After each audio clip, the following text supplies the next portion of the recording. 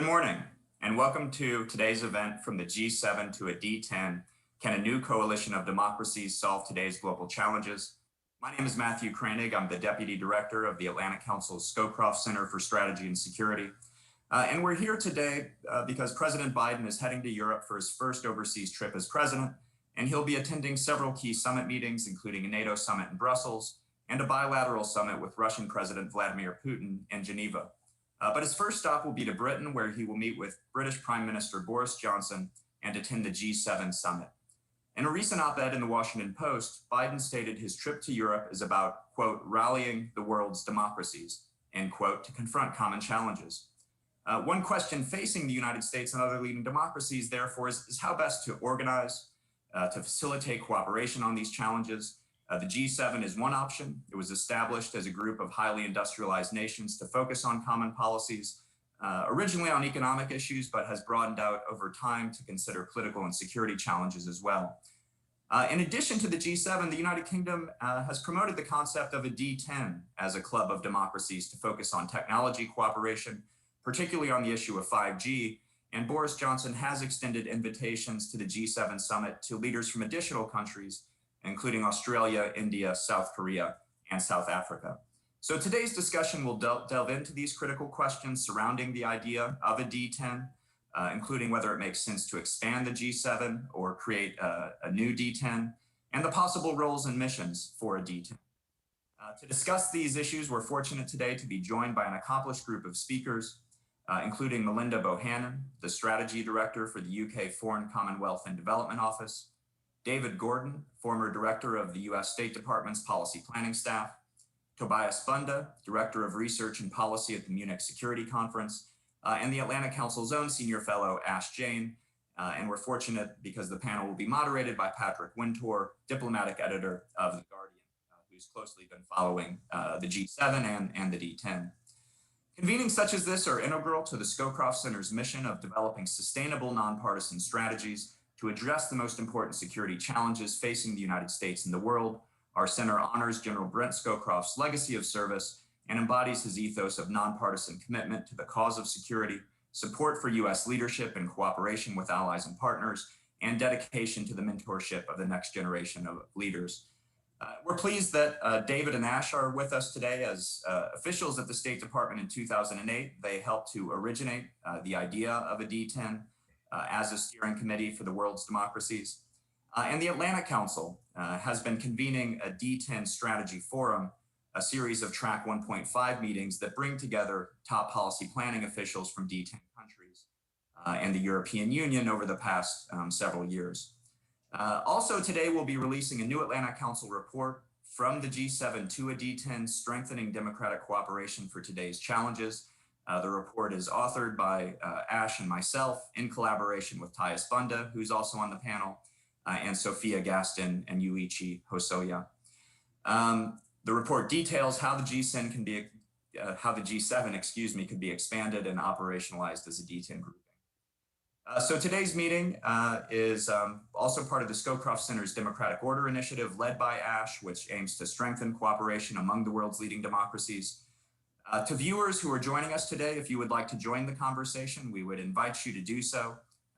You can tweet using the hashtag Democratic Order. You can type your question into the Q&A function in Zoom, and the moderator will be picking up those questions and deliver them to the panelists. As a reminder, this is a public discussion. It's on the record. I'd like to thank all of our speakers and all of our participants for joining us today, and I'm looking forward to the discussion. And with that, I'll turn it over to Patrick Wintour. Patrick, the floor is yours. Thank you very much, and welcome from London. And I'm very excited to be doing this before traveling to Cornwall. I am doing it from my living room, so if there are any stray cats or stray adolescents or Amazon delivery men in the next hour, I apologize in advance, but that's the nature of these fantastic discussions we've been having over the last 18 months. So this is to welcome, launch, and discuss the pamphlet, which couldn't be more timely, since Europe is very much looking forward to seeing a kind of a fiesta of Biden face-to-face summitry. It's not just the G7, he'll be in Brussels for a NATO summit, for an EU summit, and then with democracies wins in his sails, he'll be meeting Vladimir Putin in Geneva. But we're really here to discuss specifically the G7, whether its structure, purpose, and whether it's currently arranged is amounts to more than its constituent parts. The G7's never had a founding mission. It grew organically in some ways, and it got supplanted economically by the larger G20, and has suffered grievously in the last 4 years, and now is seeking to prove its relevance as more than a rich men's club. And as you've heard, Boris Johnson took the interesting step of inviting the leaders of South Korea, Australia, and India to the group, and in conjunction with the leader of South Africa. What we're going to find out really, though, is this question of whether Biden, as he hopes, can develop the concept of democracy, develop the concept of the G7. He's himself asked, can democracies come together to deliver real results for our people in a rapidly changing world? So the G7 is potentially in a state of transition, and this week's meeting may yet be the D10 in disguise or embryo, but there are many people that are resistant to that idea, and now we're going to discuss the pros and cons. And we're going to start with the key author to this report, and the man who's really been promoting this idea for many years, Ash Jain. If you'd like to start by setting out some of the ideas, and then we'll move around within the panel. Well, thank you, Patrick. It's a pleasure to be here joining you all this morning.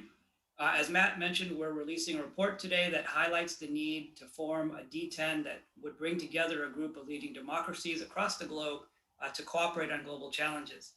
So I'd like to pose my comments this morning around 4 key questions. The first is, why do we need to consider new options to strengthen democratic cooperation? The reason I would contend is that the world is currently entering a new era of strategic competition. For the first time in more than 3 decades, the US and its democratic allies are facing challenges from autocratic rivals, particularly Russia and China, that are seeking to displace or disrupt the rules-based order. As President Biden noted in his speech before the Munich Security Conference earlier this year, the world is in the midst of a fundamental debate, an inflection point, as he called it, between, quote, those who argue that autocracy is the best way forward and those who understand that democracy is essential to meeting today's challenges, end quote. The question is, how do we organize for this new era? Do we rely on entities that were created 80 years ago in the aftermath of World War II or in the midst of the Cold War? Or can we design new entities that are tailored for today's challenges? We believe that to succeed, the US and its partners will need a new platform that leverages their collective influence. And our answer, in part, is to form a new D10 that would foster alignment and coordinated action among like-minded democracies to advance a rules-based order. So the second question is, what would the D10 do? What role would it play? There are several challenges that are pressing and at the top of the agenda for global leaders, as we'll see in this year's summit. But there are 6 key priorities that the D10 could take the lead on. First and foremost is to develop strategies around the challenges posed by Russia and China. These are the most compelling and difficult issues that we're facing, and the D10 can step up and lead development of policy and strategy in that area. The second is technology cooperation, another key area where we recognize the need for greater coordination. Third would be nuclear proliferation. We're still dealing with the challenges of Iran and North Korea and their weapons programs, and doing so in a coordinated group of democracies would be helpful. Fourth has to do with the global economic system. The free commitments to free and fair trade are needed in a more collaborative way, a new architecture for dealing with these challenges, a kind of new Bretton Woods system could be something the D10 takes on board. Fifth would be countering authoritarianism. This has gotten a lot of attention with Biden's call for a summit of democracies, but the D10 can steer some direction in this area. And finally, on climate. Climate change is a key challenge that requires coordination widely, but also among democracies to help foster green technologies. Third question is, who would be included in the D10? Membership in the D10 should involve around 2 criteria. The first is strategic like-mindedness. That is, states that share a commitment to democratic values at home and have a shared understanding of the nature of the threats facing the global order. And then the second criteria should be based on capacity for global influence. That is, we want a group of nations that are willing and capable in terms of economic, military, and diplomatic influence to act on a global scale. At the same time, we want to keep the group small. The idea, as a political scientist has noted, is to have the smallest number of countries needed to make the largest possible impact. And so based on this criteria, the D10 would include the current members of the G7, plus Australia, South Korea, and the European Union. In addition, over time, it could also bring in India, Brazil, and South Africa, who are rising democracies and are going to have greater influence over the course of the coming decades. But before inviting these other countries, it's important to have a common understanding of strategic priorities and mutual expectations, especially with regard to their views on Russia and China. And then finally, what is a practical way to bring the D10 to fruition? This concept was developed more than a decade ago, as Matt mentioned, something that I worked on with David Gordon at the State Department and in conjunction with the Canadian government. But British Prime Minister Johnson has signaled his support for the concept with this year's summit meeting. His plans to formalize the D10 were scaled back. There have been objections or questions raised, including from Japan about South Korea's inclusion. Europe, Germany, and Italy particularly are worried about buying into an anti-China coalition as it may be perceived. And France has always been skeptical about democracy-based groupings. There are ways to address these concerns, and we can maybe get into that more in the Q&A. But for the time being, we think it may make sense to retain the G7 in its current format while simultaneously creating a new D10. To do this will require US leadership working closely with individual allies, but we think it's certainly practical and possible, especially given the role that Britain is now playing in putting this issue front and center. So the bottom line is leading democracies must be prepared to take dramatic steps to meet current challenges, and the D10 provides a highly visible construct to rally leading democracies around a common purpose as the world enters a new era of strategic competition. I look forward to talking more about this and getting into questions during our session later this morning. Ash, thank you very much. It's fascinating because there's been some very careful changes to some of your proposals over the last few months, and some of that must reflect the criticism that you've been receiving from other countries. And I wonder whether, David, you could talk also about why you think this is still a good idea despite this criticism, and how you're going to convince the skeptics that it would work. Great, thank you, Patrick. So I think that the main argument in favor of shifting from a G7 towards a D10 is quite simple, and that is that the G7 as currently configured really doesn't reflect the like-mindedness and capable themes that were the hallmark of its early expansion and its early evolution. Frankly, the G7 is too narrowly constructed, and it's too transatlantic. And so if you were to start all over again in thinking about what would an institution whose goal was to synergize the efforts of the world's leading democracies look like, you would include the current G7 plus the additional members that Ash mentioned. It would be the D10. Now, the challenge here is that the G7 has only been, the membership of the G7 has only been changed incrementally and has only been changed historically on the basis of a consensus.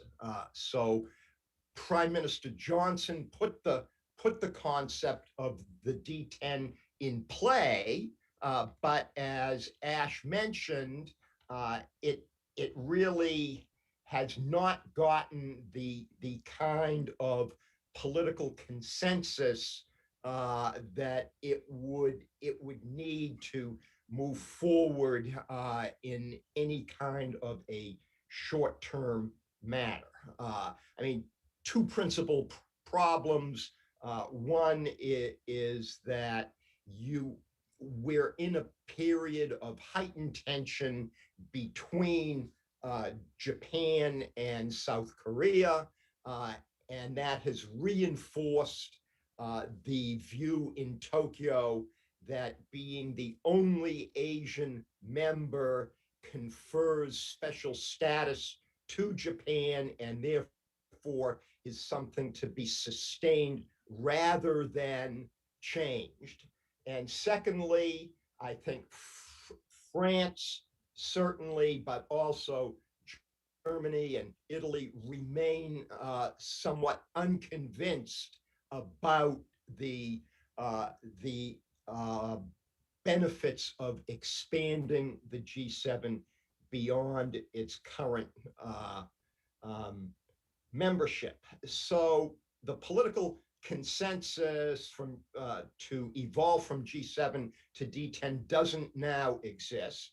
And I think as a supporter of the D10, I recognize that reality, but where to now and how can we use the momentum of the combination of Prime Minister Johnson's having a sort of G7 plus for this year's G7 meeting and the keen interest of President Biden in the concept of a coalition of democracies. I think the key answers to this lie in Washington and Berlin. That Berlin will host the first post-Merkel G7 next year.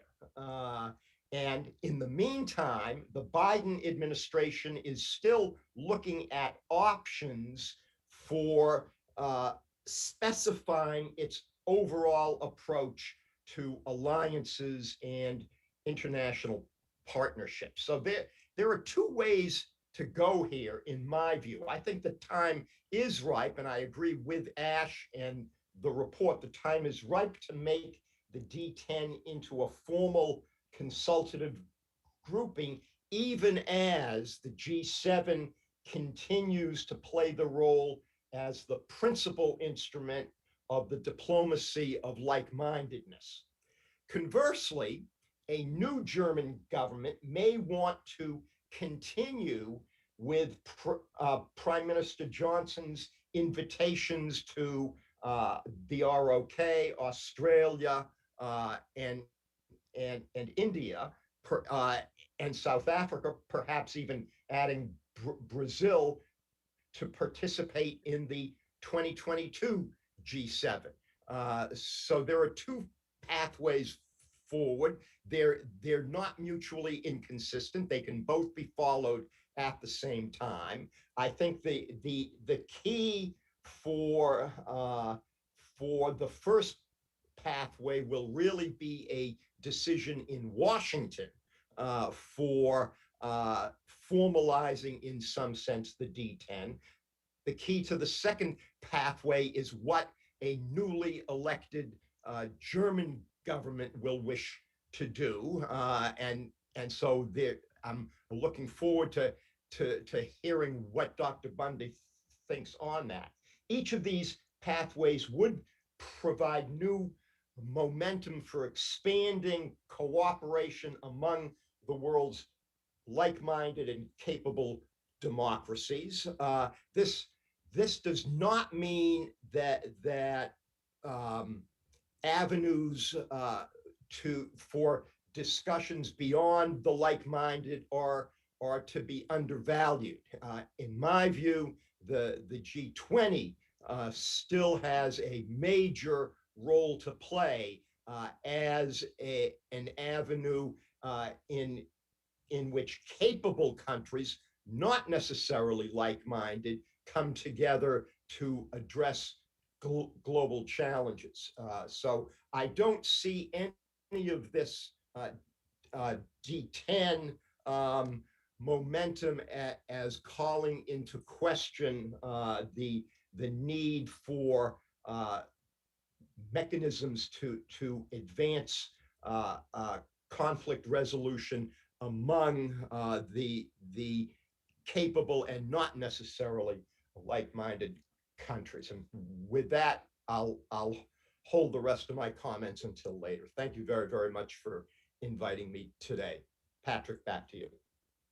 Thank you very much. That was also very frank, which is helps in assessing the kind of realistic nature of this proposal and whether it's currently just simply got a majority of G7 countries who are opposed to it. And as you said, Germany could be absolutely key to this. So it'd be fantastic to hear from Tobias what he thinks the potential German thinking will be on this. And obviously there's many permutations to how that election could turn out. But what's, as the Munich Security Conference, for which you so well attached, had this famous phrase, which we've all become attached to, westlessness, and we're now trying to think about westfulness, the opposite. How do you think Germany would see this proposal? Would they see it as a way of helping that, or do they see it as just a plethora of institutions and we don't need yet more institutions? Well, thank you, first of all, for having me. I think that's a very important debate that we're having today. And first of all, let me say that I believe that the D10 idea, spearheaded by our colleagues at the Atlantic Council, is really an idea whose time has come. It is something that is hotly debated in Germany, as was mentioned before, and I'll speak to that. Go back to is, I believe, at the heart of the debate here, because this debate has a long pedigree, because it's just the most recent expression of a very old debate, I believe, because since the 1920s, analysts have debated how to organize cooperation among democracies. And one of the recurring questions was whether to prioritize inclusive multilateralism, so bringing together all states, no matter what regime type, or an exclusive multilateralism, basically based on the commitment to shared values. When the UN Charter was drafted, some participants wanted to reserve membership for democracies. And in a way, NATO then was an answer to that because it addressed the shortcomings of the UN. Many decades later, we had a debate on a league or a concert of democracies that basically went nowhere. But this time, maybe, and I believe should be different, because I think that was mentioned before, as President Biden said, we are at an inflection point, and to move beyond westlessness that you mentioned, as we diagnosed in our Munich Security Report last year, I think we need to reinvigorate both existing Western institutions, such as the G7 and NATO, but we need to go beyond, because as was just mentioned, these are institutions created at a different point in time and under completely different circumstances. For this new era of systemic competition, we need a broader set of countries, particularly from the Indo-Pacific, and we need cooperation not just on defense or economics, but also on tech, supply chains, energy transition, etc., which are even more important for this era. Yet, and this is the point, the debate in the run-up to the summit has shown that a number of G7 members, including Germany, are reluctant to embrace the D10 proposal. And that goes back to this very question: what kind of multilateralism do we need? And the critics fear that this proposal will be perceived as an anti-China coalition. even if the debate in my country is changing quite significantly. And I predict that Germany's China policy post-Merkel will be different. There is still a strong concern that such a new institution could be counterproductive, as it might bring about a new bifurcation of world politics. That's also something that new public opinion data that we have in our Munich Security Report 2021, which will be out tomorrow, shows, because perceptions of China and the preferences for the best strategy for dealing with Beijing still differ in the G7 member states. So it's important to strike a balance between ramping up cooperation among liberal democracies on the one hand, and then avoiding a new Cold War between democracies and autocracies. And I think the proposals that Ash and Matt put forward in their excellent paper provide a wonderful roadmap to do so. Because we also need a fitting narrative that works both in the United States, in Europe, and in Japan. And I like what John Eikenberry writes in his new book, that he begins with Woodrow Wilson's call for making the world safe for democracy. And as Eikenberry writes, this call is not necessarily an offensive commitment to change the world and promote democracy, but can be seen as a defensive endeavor. And that is something that could also work in Europe, because that's the right framing. Because democracy today is under attack at home, questioned by illiberals, populists at home, and attacked by autocratic regimes, and that basically exploit vulnerabilities of open societies. And this is something that I believe can serve as a working or a fitting narrative to bring together people in order to defend our way of life, so to say, and basically the most critical infrastructure that we have, which is liberal democracy and security of our elections and our open societies. Thank you. We're now going to turn to Melinda, and she's one example of many now of women at the helm of the Foreign Office. Extraordinary transformation over the last 5 to 6 years, and it's particularly fascinating to hear from her, because there hasn't been a lot said by the British government in public, and I know Melinda wants to stress that she's speaking in a more personal capacity, but just to have a flavour of how the British government's been thinking about this and why these invitations were extended would be fascinating. Brilliant. Thanks very much, Patrick. And I'm really pleased to be talking to you today. And congratulations on the launch of a really, really interesting paper and a strong proposition. As Patrick said, I am speaking in a personal capacity, but we'll answer the question about some of the thinking behind the choreography of the G7 this year. So as Matt introduced, Patrick, as you introduced, Prime Minister Boris Johnson has invited Australia, South Korea, India and South Africa to the G7 Leaders Summit this week in Carbis Bay in Cornwall.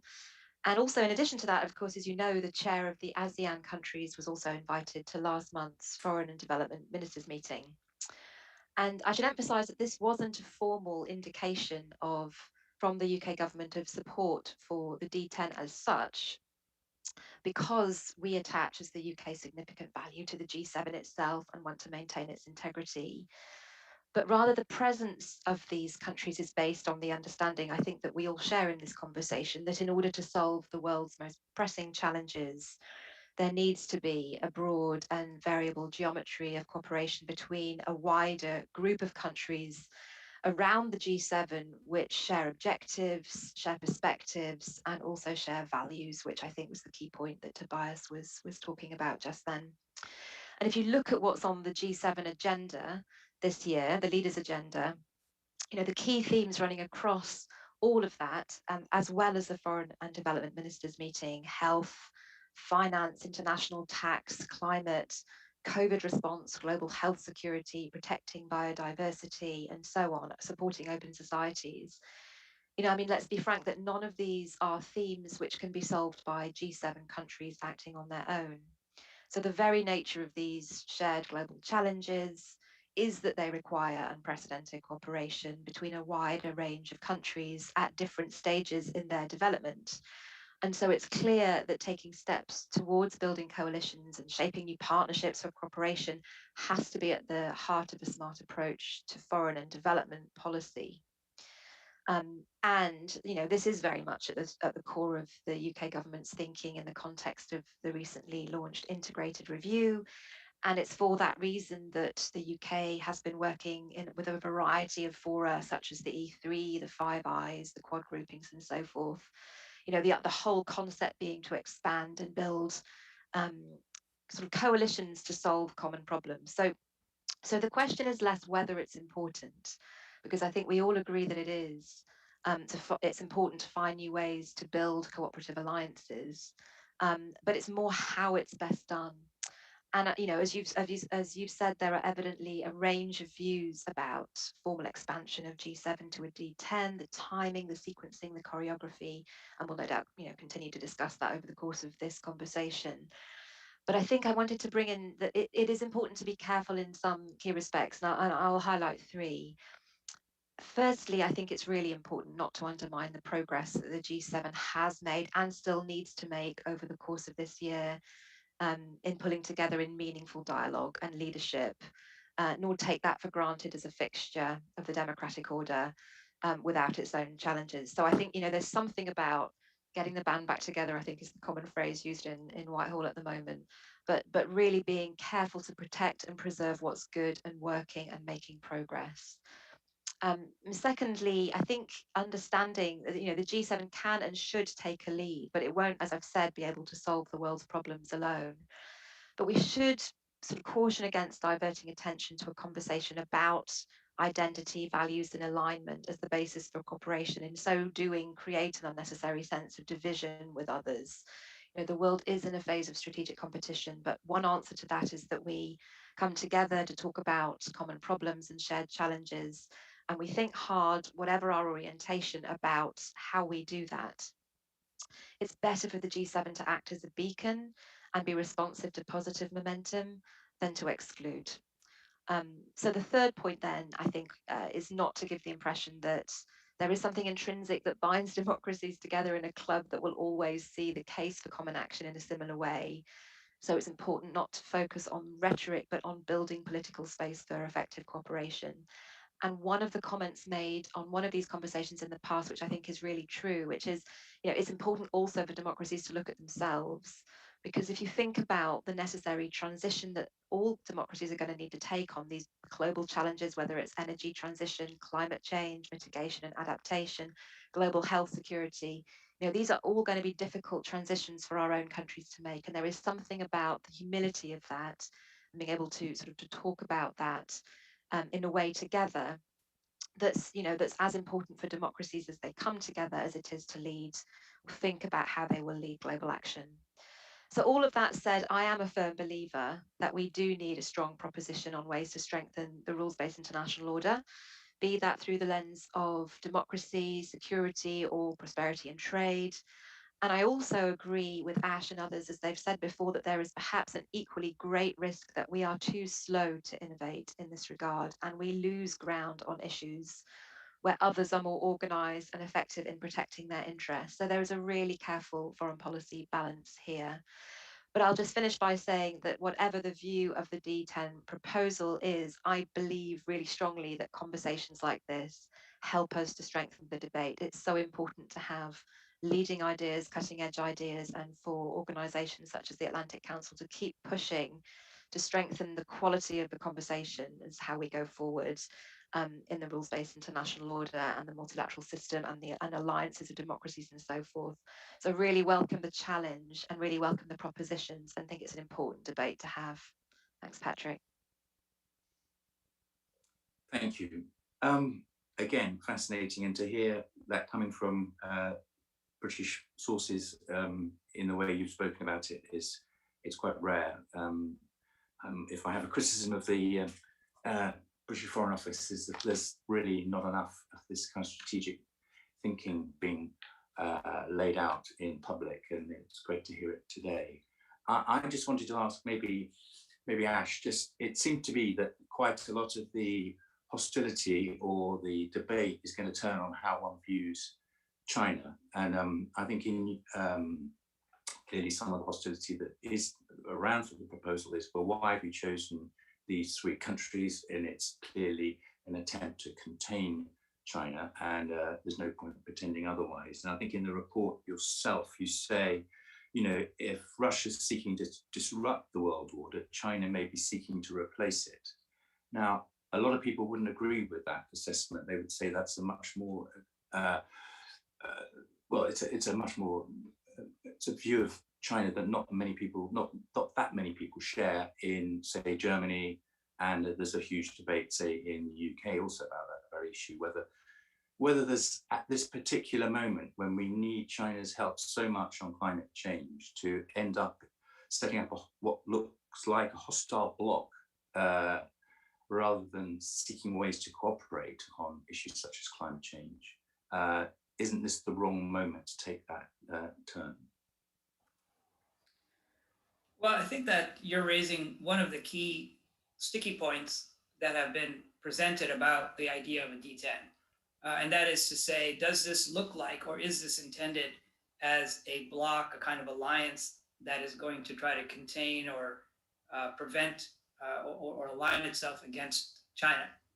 As we said in the paper, the context here is clear. We are in an era of strategic competition. There are rival powers that are looking to undermine that system in various ways. They don't agree with, and they're not aligned when it comes to certain rules of the road, particularly when it comes to the use of kind of coercive tactics, economic and political coercion to advance their goals, pressuring their neighbors, interfering in democratic elections. There are a host of challenges that both China and Russia present to the global order. So there is a need to recognize that that is a reality of the system we're in today, as much as we'd want that to be different. And there's a need to organize and think about structures that take into account the reality of that dynamic. That said, I don't think this is intended to be an anti-China coalition. I don't think it would be effective to frame it that way. It is not an offensive kind of arrangement. Rather, it's an arrangement that focuses on shared values and shared interests and defending the kind of order that all of the nations have been participating in building since the end of World War II, these democracies.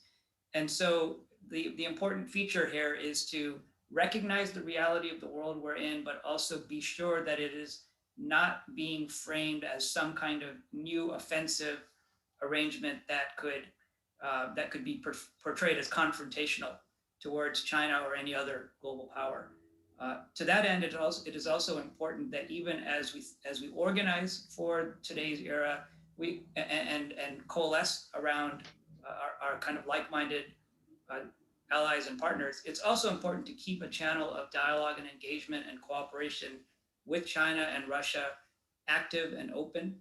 And in some ways, the D10 can be helpful in that regard, because it provides a framework to come together and figure out what are the ways and priority areas on which to engage with Beijing and with Moscow, and how can we do that collectively. So I think I would add to what David said about the value of the G20, the value of bilateral dialogues and other settings where diplomats and officials are regularly engaging with China and Russia to manage competition and not let it sway into a kind of Cold War-like era of confrontation. And actually the summit that Biden will be attending next week with Putin is right in that arena. We can do both. We can organize around shared values and shared interests, and we can reach out and engage and manage the kind of era of competition that we're heading into today. Could I also ask one of you to respond to the point around a country such as India, which is clearly, self-evidently, is a democracy, and it's described as the world's largest democracy, but it's also, when you're examining a democracy, you have to also examine freedom of the press, the kind of majoritarian attitudes, and I think of a number of counts, the freedom index of around India has been falling in the last few years under Modi. Is he really an appropriate person to see as a standard holder for democracy?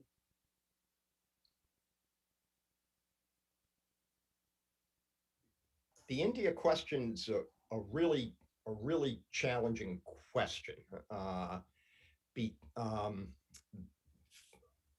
India is a democracy, but Prime Minister Modi would not be the archetype of a leader that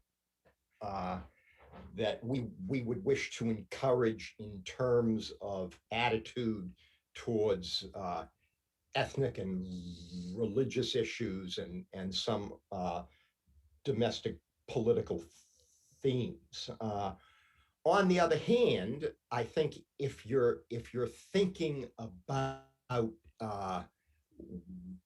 bringing together the world's democracies and acting in a more broadly based collaborative manner, that the India is the big kahuna out there, that and so the US has already moved ahead, both in the last administration and in this administration, with the informal Indo-Pacific grouping of the Quad, with Japan, Australia, and India as security partners.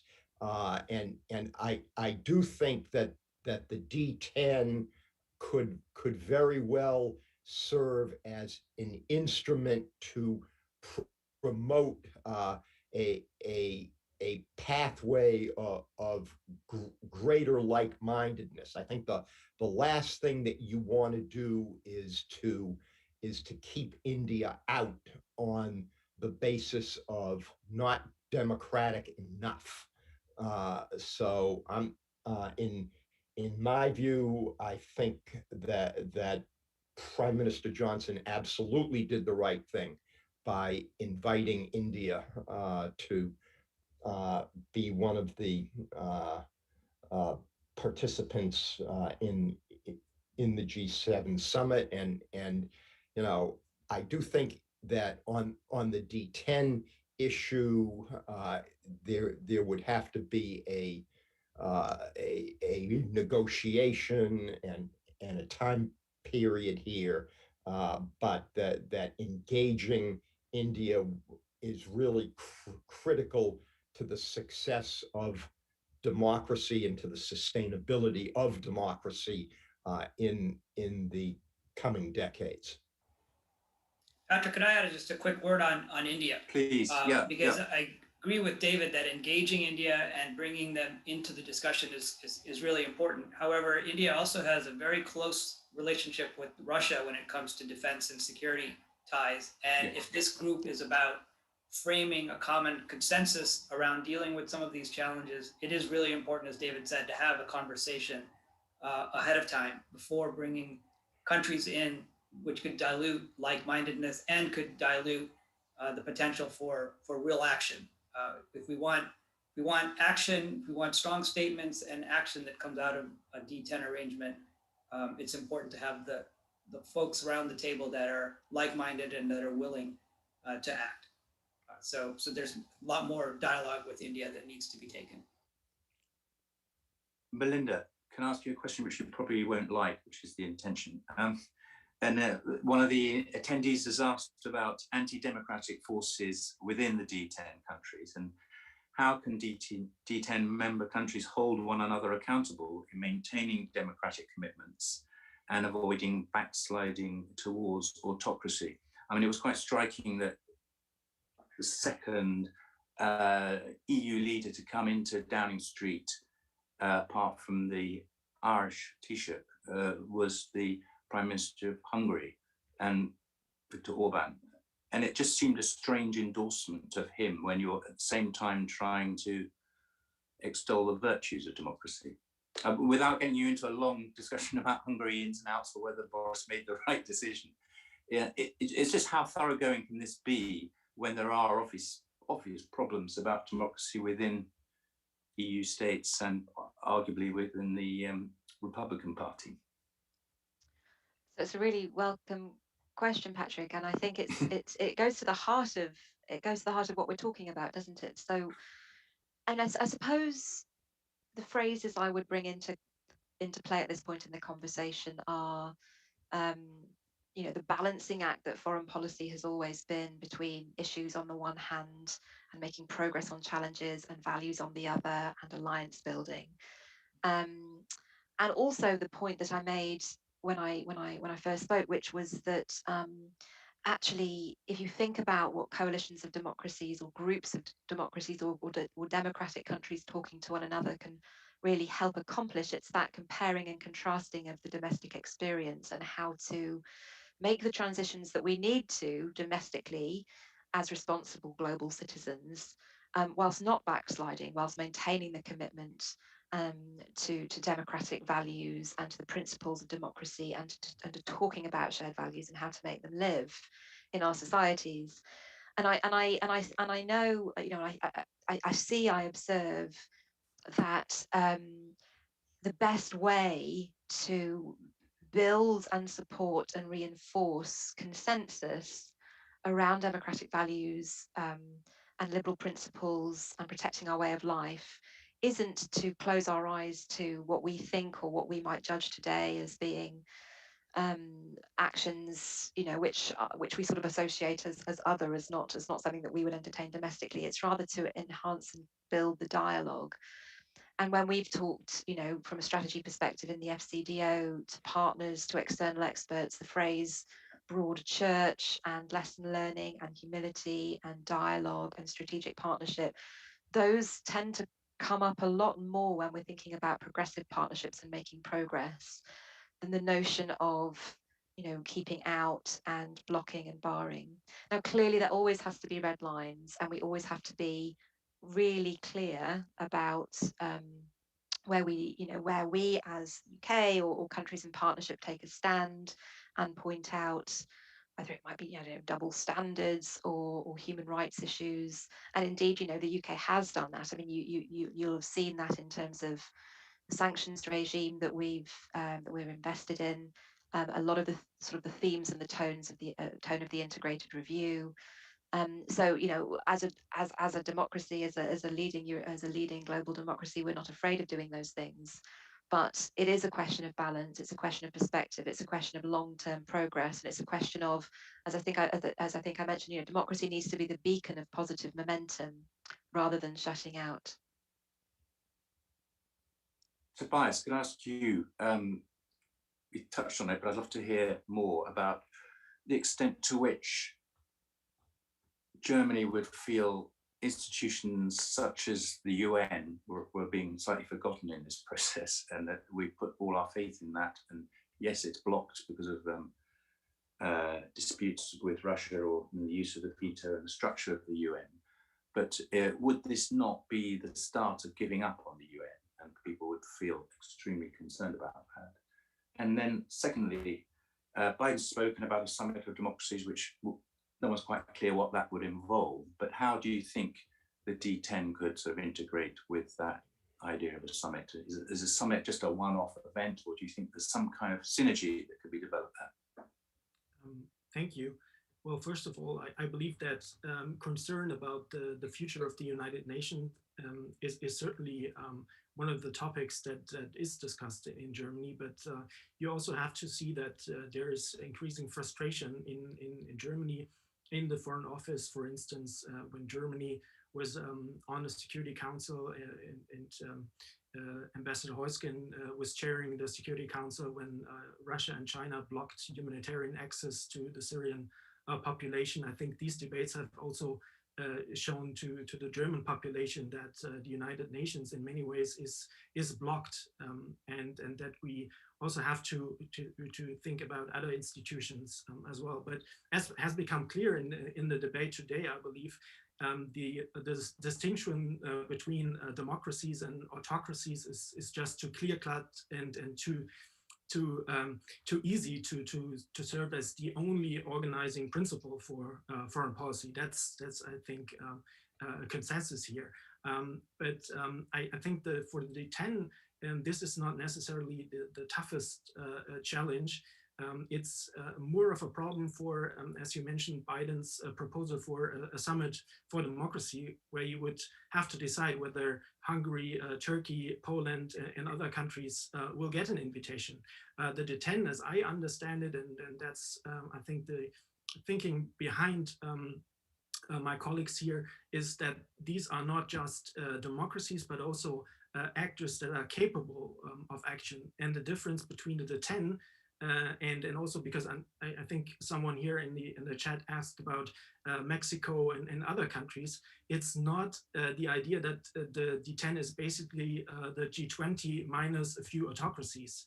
Because I think that the benefit and the advantage of the D10 is essentially that this is a small group of countries, the G7 plus a few member states from other regions that are not represented at the G7. And of course, I think that's also something that Ash and Matt and David could speak to. In the future, it might be expanded, but I don't think that's the most difficult question for the time right now. I think that's a challenge for the Summit for Democracy, and also something for actually thinking about how the initiative that President Biden put forward would actually work with another initiative that the French government and the German government pushed, and that is the Alliance for Multilateralism, that is in a way connected or is inspired by a different, by a similar idea, but has an emphasis more on cooperation and less on values alone. Thank you. I mean, I've been trying to filter some of the questions and probably misinterpreting in the process, but this is a very clear one, and I think it's really worth just reading out if you don't mind. And I think maybe Ash could help with this. It's from the Swedish Foreign Ministry, from Hans Christian Hagman, who he asks, when it comes to values, some would argue that Russia is close to the D10, and when it then say India or Indonesia, and not all EU states are not corrupt, and far from all NATO members are democratic or non-corrupt, such as Turkey. So he asked, would it not be better for the D10 to set standards that all D10 truly live up to, and then invite all who want to join in on that level to join?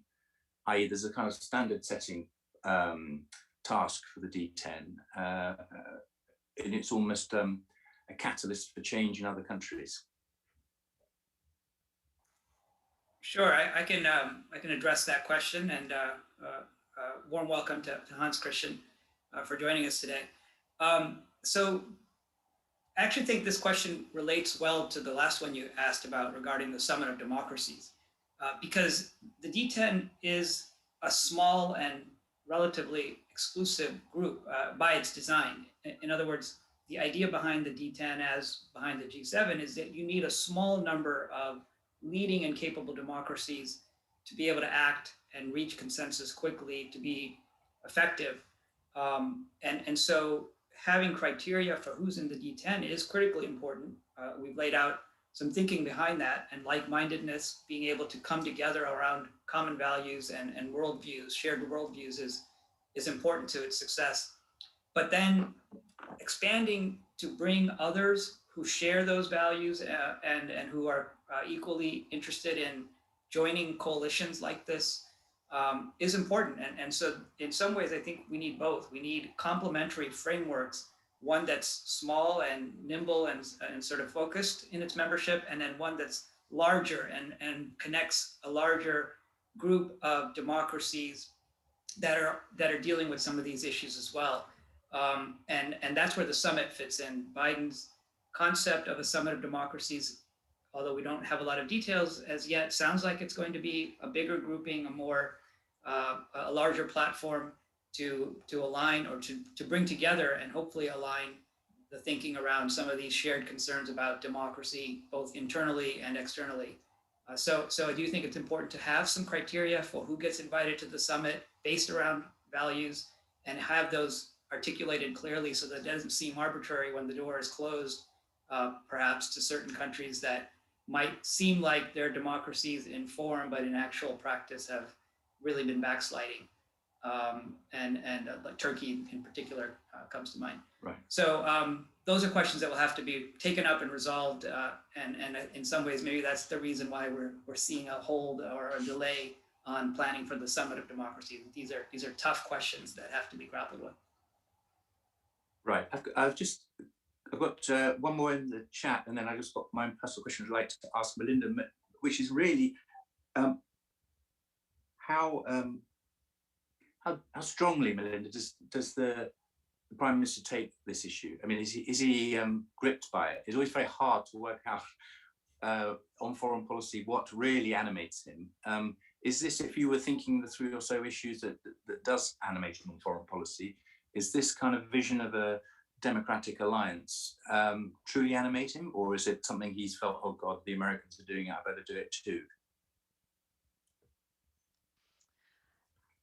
So I haven't had the pleasure of talking to the Prime Minister about it, so, and speaking well, in you my own had the pleasure of official speaking, I hope, to the Foreign Secretary, or else there's a communication breakdown. So look, so I will say firmly that this has been and is an alpha year of leadership for the UK internationally. So, you know, the G7, COP26 in Glasgow, the Global Partnership for Education, you know, the sort of sense of UK international leadership and how to phrase it, sort of re-establishing UK international identity on a global stage is really important for all of us. You know, from the Prime Minister and the Foreign Secretary, throughout the Foreign Commonwealth and Development Office, and for the whole of the UK government. I mean, I think, you know, it is something that the G7 in particular, that has excited us. We've wanted to make, you know, brilliant progress on shared global challenges, and you know, it's sort of being on the world stage and showing what a country like the UK can do in pulling together international leadership, really pushing partners to make progress on whether it's global health security or climate change. It's something that we've staked our reputation on this year, right? And the launch of the integrated review, sort of to set the tone for all of this, was really timely. So, you know, the UK's face to the world, and global Britain and what the UK stands for in this sort of contested order, which Ash and Matt set out for us, you know, is absolutely #1 foreign policy priority, and getting it right. The Foreign Secretary uses the phrase "force for good," and talks really, really passionately about the UK approach to the Indo-Pacific, to East Africa. You'll have heard his Aspen speech where he's talked about, you know, really sort of getting good diplomatic capability on science and emerging technology, on cyber, on digital, all the things that characterize a modern diplomatic effort. It is a vision. It's a strong vision. It's a fresh vision, and it's something that sort of moves people that are working on it, moves people in Whitehall, moves people in the organisation where I work to sort of step up to the challenge. I mean, I think sort of the other way of answering your question is there a recognition of the sorts of problems and issues that we're talking about in this conversation, as something that the UK needs to think deeply about and respond to? And the answer to that is absolutely yes. You know, root and branch.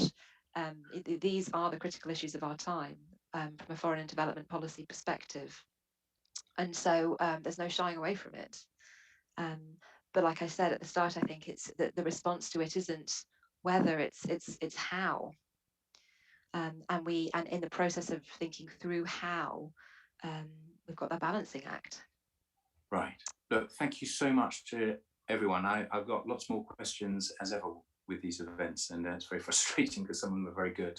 And thank you to all the contributors. I've learned a lot, and I've almost sort of feel like I wish we had that extra hour to go through some of the details as well. But look, thank you again, and a very good luck to the Foreign Office in the week ahead, and indeed to Joe Biden when it comes to the UK. I'm going to say thank you and sign off now. Cheers. Thank you very much, everyone.